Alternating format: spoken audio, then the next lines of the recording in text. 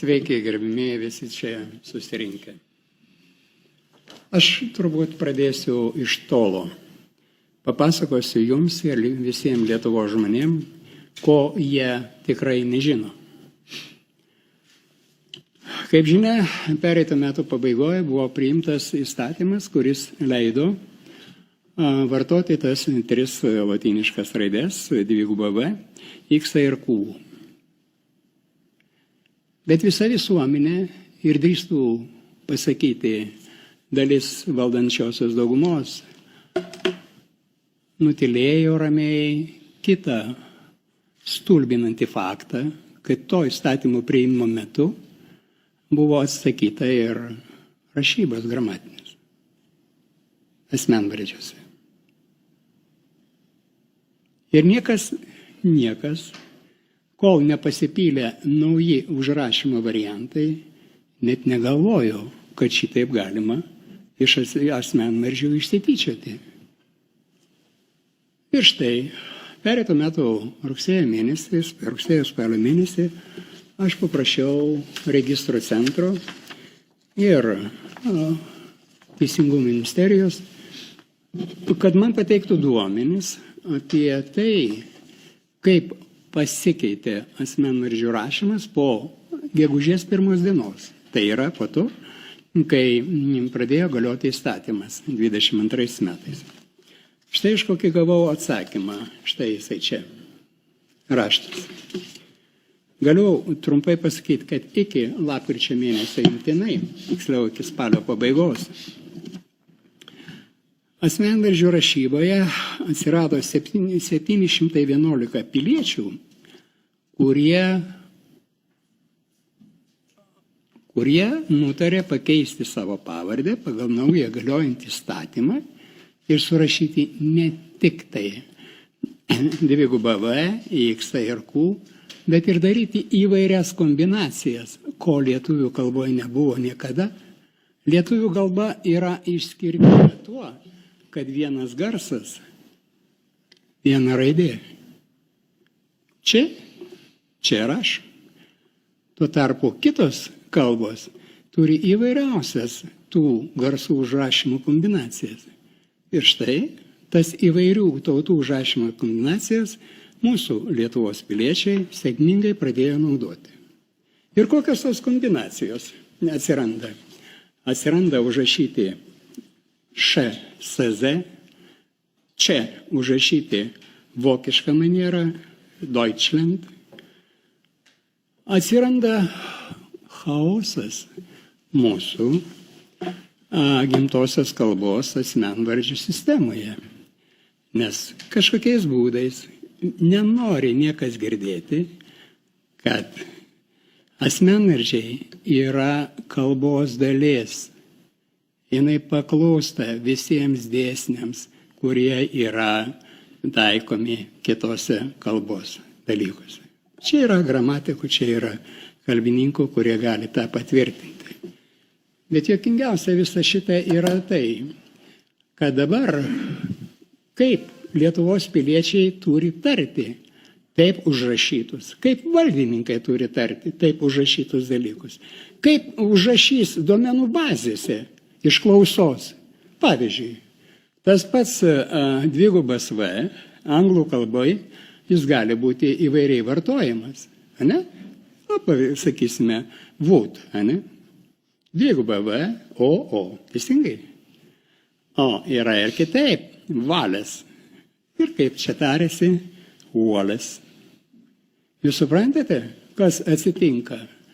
Tai dabar reikia permokyti visą lietuvių tautą, iš tikrųjų permokyti, keisti mokyklinius vadovėlius ir mokyti pirmoje eilėje visus valdininkus tarti ir užrašyti taip, kaip nori mūsų kitataučiai piliečiai. Ir čia iškyla toksai keistas klausimas. Ir kur čia yra piliečių lygybė? Vieniem galima užsirašyti, kitiem negalima užsirašyti. Dabar mes girdime, kad tam tikrą tautinę bendriją reikalauja dar ir visų diakritinių ženklų, kiek jų tik tai yra. Tai paimkime tada kompiuterinę lentelę ir papilkime ją visą, su kiek tenai yra, vien kiekvienoje abėcėlėje. Kiek ženklų ten sukišta yra ASCII, 256 ar dar daugiau. Bet aš keliu kitą politinį klausimą. Mes šitokiu būdu nuvalstybiname Lietuvą. Man labai visada yra įdomu klausytis, kai mes priimame Seimo nario priesaiką. Paklausykite, yra tenai toksai sakinys.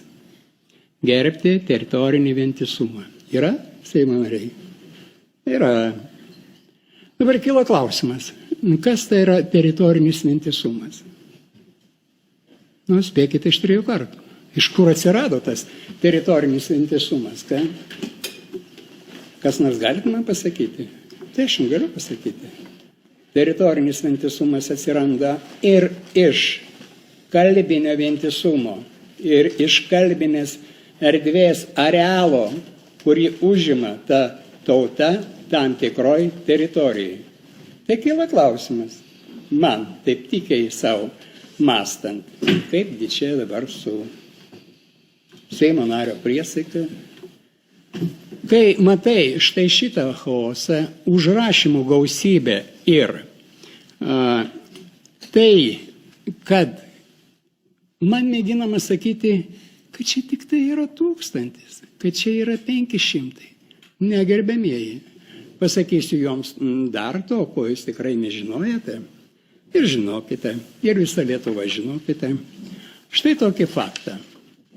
Iki įsigaliojant šitam leidimui, teisiškai įsigaliojus Seimui priėmus ir niekur nedingsi, iki 2022 metų gegužės 1 dienos registre užregistruoti 3452 atvejai, kada yra vartojamos tos 3 raidės, kurios buvo neįteisintos.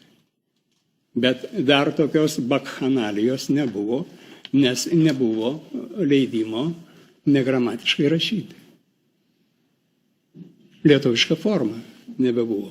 Mes ją atmetėme ir net nepagalvojame.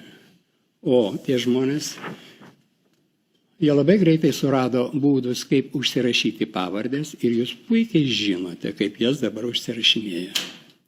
Tai jūs negalvokite, kad čia mes kalbame tik tai apie Lenkų tautybės žmonės. Ne. Mes čia kalbame apie vokiečius, mes čia kalbame apie prancūzus, mes čia kalbame apie belgus, mes čia kalbame apie anglus. Jiems niekas nebetrukdo rašyti taip, kaip jie nori matyti. Niekas. Ir tada kyla mano teisėtas klausimas. Jeigu pasas, Lietuvos Respublikos pasas, nustato tam tikrą santykį asmens su valstybe, tai pasakykite jūs man, kaip man perskaičius tokią pavardę suprasti, su kuria valstybė vieną ar kitą pilietį man sietika. Neįmanoma. Gerbiamieji, čia tokia liūdna įžanga. Neužilgo aš paprašysiu dar kartą, kaip Seimo narys, kad man pateiktų duomenys apie kas vyksta dabar su šitų raidžių rašymu ir įvairiausių kombinacijų rašymu. Žiūrėsim. Mane mėgina įtikinti, kad tokių žmonių bus nedaug, o tokių nedaug jau jūs mes matome, jau maždaug nepamelos apie 5000 yra. Tai visiškai apeinamas kitas klausimas. Pirmieji, kaip reikės dabar piliečius mokyti? Juk piliečiai valstybėje turi susišnekėti vieną kalbą kažkuria. Ar mes norim šveicarišką variantą? Bet jūs žmonės truputėlį galvokite, ką reiškia istorijos virsmas, istorinės tradicijos ir istoriniai keliai. Jie skirtingi kiekvienoje tautoje. Tai dabar grįžtant prie mokyklos reikalų, sakykite, Tai mums nereiks pakeisti abėcėlės, reiks pakeisti abėcėlę. Tai jūs atsakykit man į klausimą. Tai ar mums reikės mokyti, kaip užrašyti prancūzišką variantą gale auks ir kaip tas mūsų jaunikaitis ir valdininkas turės įtarti. Nieko nebebus. Tos racionalios, logiškos ir itin modernios lietuvių kalbos užrašymo sistemos nebeliks. Vienas garsas, viena raidė. Čia kažkokių yra tokių dūsautojų, kurie mano, kad mūsų kalba yra sena, nemoderniška. Kiek daug tokių kalbų, kur taip racionaliai užrašytų garsus. Pagalvokite apie tai. Toliau važiuojam. Gal grįžtų paskutinį kartą. Tai kaip reikia mokyti? Ar nereikia mokyti? Tegul jau ten būna. Tie keliasdešimt tūkstančių su savom pavardėm, su visam sistemam ir visais kitais dalykais. Apsispręskite, ko norite, Lietuvos žmonės. Norite nesušnekėjimo savoj valstybei, ar norite jūs perskaityti pavardę taip, kaip esate išmokyti gimtąją kalbą. Toliau, konstitucinio teismo reikalai yra pasakyti. Daktaras Stasys pasakė viską, kad mes laukiame. Čia yra Mindaugo didelis indėlis yra ir dėl konstitucinio teismo ir galėjimo mums pateikti. Dabar aš leisiu savo dar jūs truputėlį palaikyti. Aš paėmiau, padariau iškarpas iš to Lietuvių kalbos instituto aiškinamai rašto, ką jisai tas institutas mato čia šitam naujajam konstituciniam valstybinės lietuvių kalbos įstatymui. Aš paskaitysiu. Turėkit kantrybės. Jūs leisit? Ir štai šitas projektas devalvuoja valstybinės kalbos statusą vertę, siaurina lietuvių kalbos vartojimo erdvę kitų kalbų naudai ir menkina prestižą.